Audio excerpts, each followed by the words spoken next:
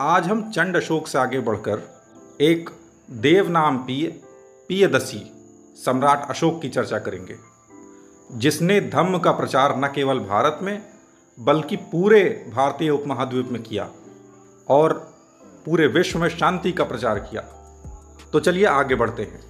261 ईसा पूर्व कलिंग युद्ध के बाद सम्राट अशोक का हृदय परिवर्तन हुआ और उन्होंने भैरी घोष को छोड़कर धम्म घोष को अपना लिया। कलिंग युद्ध के अतिरिक्त एक कारण और भी माना जाता है कि जिसकी वजह से सम्राट अशोक का हृदय परिवर्तन हुआ।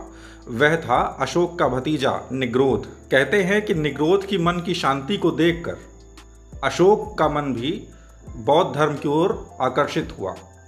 इसी के साथ 261 ईसा पूर्व अपनी धम्म यात्रा का उसने आरंभ किया। इसी के अंतर्गत अपने पूरे साम्राज्य में भ्रमण करके अशोक ने धम्म का प्रचार किया। इसके बाद 10वें वर्ष वह वापस लौटा और उसने अशोक राम नाम के स्थान पर तीसरी बौद्ध संगीति 251 ईसा पूर्व में करवाई, जिसके अध्यक्ष आजीवक संप्रदाय के थे। उनका नाम था मोगलीपुत्तिस। इसी के साथ यह भी बताते चलें कि अशोक ने करीब 84,000 छोटे बड़े बौद्ध स्तूपों का निर्माण कराया, जिसमें सबसे प्रमुख स्तूप सांची स्तूप है, जो मध्य प्रदेश के सांची में स्थित है। इसके अतिरिक्त एक प्रमुख स्तूप बिहार के राजगृह में है, जिसका नाम शांति स्तूप है। इसी क्रम में उसने आज के जहानाबाद के बराबर की 4 गुफाएं आजीवक संप्रदाय को दान में दी, जिनके नाम हैं, पहली है कर्ण, दूसरी है सुदामा, तीसरी है चोपड़ा और चौथी है विश्व झोपड़ी। इससे यह भी पता चलता है कि अशोक एक धर्मनिरपेक्ष सम्राट था। उसने स्वयं बौद्ध धर्म को अपनाया था, लेकिन उसने बौद्ध धर्म को कभी राजकीय धर्म घोषित नहीं किया और दूसरे धर्मों के प्रति भी वह सहिष्णु था।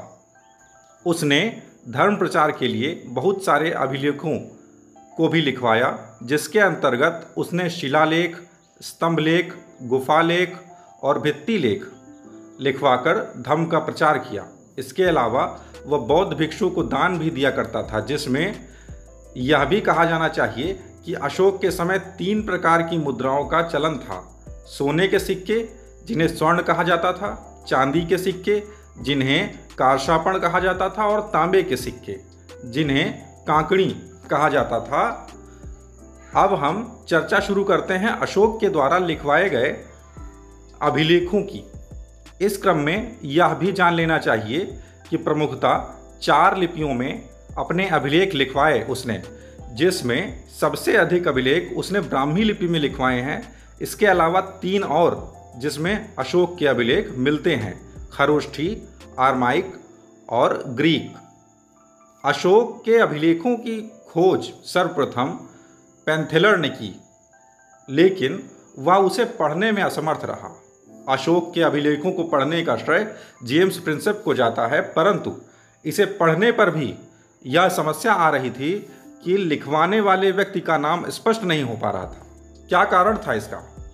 दोस्तों, इसका मुख्य कारण यह था कि अशोक ने शिलालेख लिखवाने के बाद अपने सिग्नेचर के रूप में उसमें हर जगह देवनामपीय पियदसी लिखवाया था।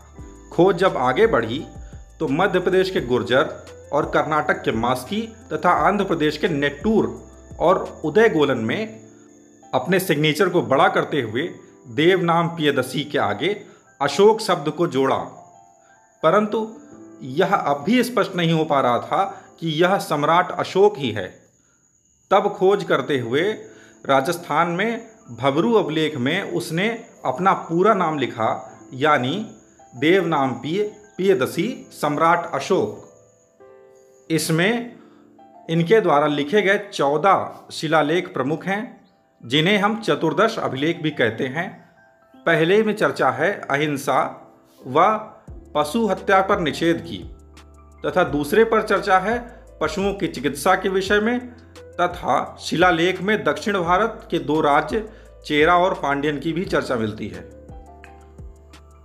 तीसरे शिलालेख में अशोक के द्वारा 3 प्रमुख अधिकारियों की चर्चा मिलती है, जिनमें राजुक, मुक्तक और प्रदेशक 3 प्रमुख अधिकारी थे, जिसमें सबसे बड़ा पद राजुक का होता है, जिसकी बराबरी आज के डीएम से कर सकते हैं।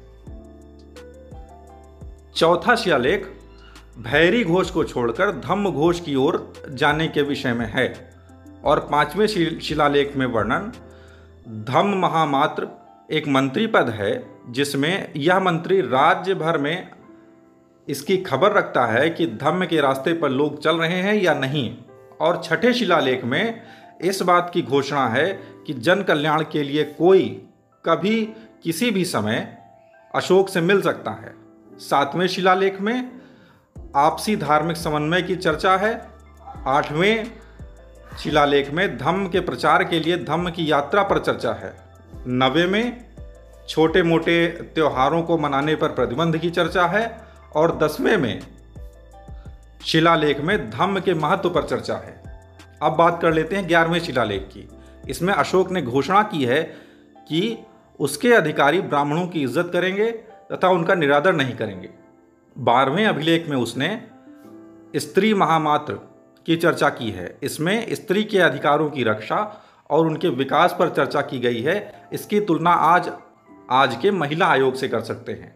13वें शिलालेख में उसने कलिंग युद्ध की चर्चा की है और 14वें अभिलेख में उसने किसी चीज़ पर चर्चा नहीं की है, बस वो एक डिस्क्लेमर है जिसमें उसने ये कहा है कि उसने सारी जानकारी बिना त्रुटि के दी है और यदि कोई त्रुटि पाई जाती है तो वह जानकारी लिखने वाले पर निर्भर करेगा। इसके साथ साथ अशोक के सबसे छोटे अभिलेख के बारे में भी जान लेते हैं। उसका नाम था रुमनदेई अभिलेख, जो लुम्बिनी में है। इसके अलावा एक और महत्वपूर्ण अभिलेख है कौशाम्बी में, जिसमें अशोक की पटरानी कारोबाकी की चर्चा है। इस प्रकार बहुत सारे छोटे बड़े अभिलेख पूरे भारतवर्ष में फैले हुए हैं। इनमें से हमने सबसे महत्वपूर्ण कुछ अभिलेखों की चर्चा की है जो हमारी परीक्षा की दृष्टि से महत्वपूर्ण हैं।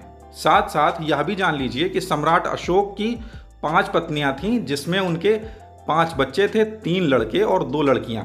इसमें प्रमुख नाम महेंद्र और संघमित्रा का आता है, जिन्होंने धम्म प्रचार के लिए श्रीलंका की यात्रा की। इस प्रकार अशोक और फिर उसके वंशजों ने पूरे भारतीय उपमहाद्वीप और भारत के बाहर धम्म का प्रचार किया।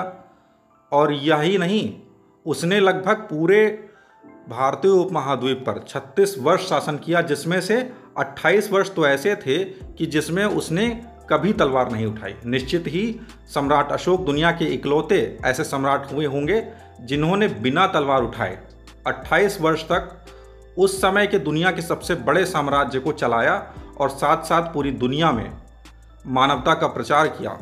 दुनिया में कहीं किसी भी हिस्से में ऐसे किसी सम्राट की चर्चा नहीं है जिसने ऐसा किया हो।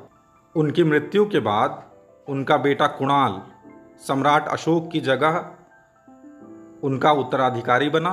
कुणाल के बाद कोई भी प्रभावशाली सम्राट मौर्य वंश से नहीं हुआ तथा मौर्य वंश के आखिरी शासक का नाम बृहद्रथ था, जिसे मारकर उसी के सेनापति पुष्यमित्र शुंग ने शुंग वंश की स्थापना की। दोस्तों, अगर आपको ये लेक्चर पसंद आया हो तो प्लीज़ मेरे चैनल को सब्सक्राइब करें, लाइक करें, कमेंट करें, शेयर करें और मेरी मेहनत को सराहें ताकि मुझे और मोटिवेशन मिल सके वीडियोस बनाने के लिए। Thank you.